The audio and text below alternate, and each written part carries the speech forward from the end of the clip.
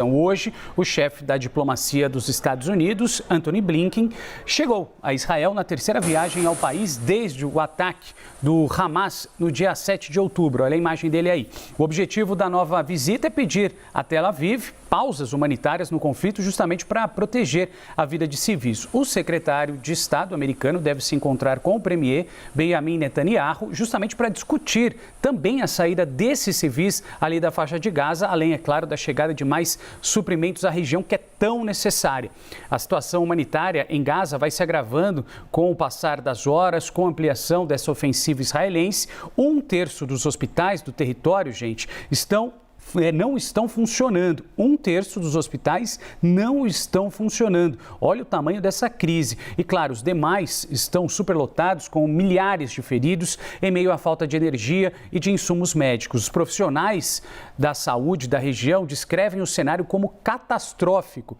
E um grupo independente da ONU, formado por especialistas em direitos humanos, está afirmando que os palestinos em Gaza estão em risco grave de genocídio. Essa é a palavra, genocídio. Israel diz que tem como alvo militantes do Hamas e minimiza os danos a civis.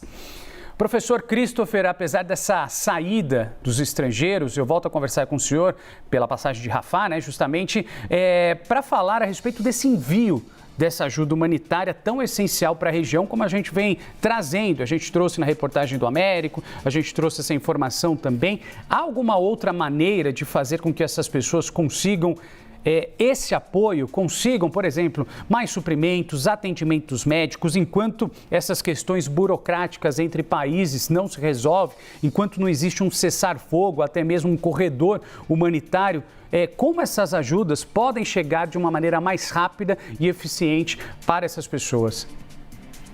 Bom, Renan, na verdade, a faixa de Gaza ela é muito restrita, ela é muito pequena e muito povoada.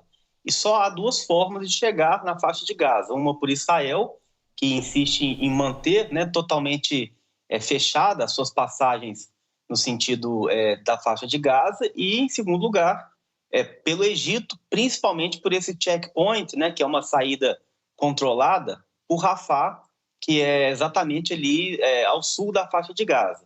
Não há nenhuma outra forma de que se cheguem esses mantimentos, água, energia, senão por essas duas alternativas. No entanto, há uma grande sensibilidade dessas áreas de transição, exatamente porque os grupos terroristas eles são de difícil identificação.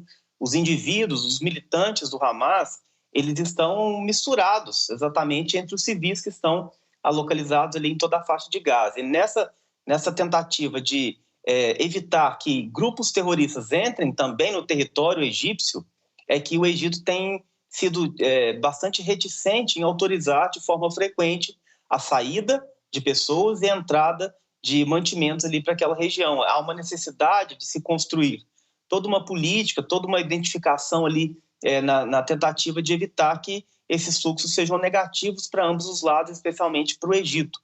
O Egito também não tem, nesse momento, condições de receber uma quantidade grande de pessoas. Nós sabemos que a faixa de Gaza tem cerca de 2 milhões de habitantes, um número bastante importante. A minoria deles, inclusive, é ligada ao Hamas, cerca de 30 a 40 mil pessoas estão ligadas ao Hamas. A grande maioria é de civis, não combatentes, mas que o Egito não tem condições totais para receber uma porção grande dessas pessoas e, por isso, tem tido um certo rigor ali na saída que a gente conhece bastante, que é a saída de Rafah, onde há uma transição entre a faixa de Gaza e o território egípcio.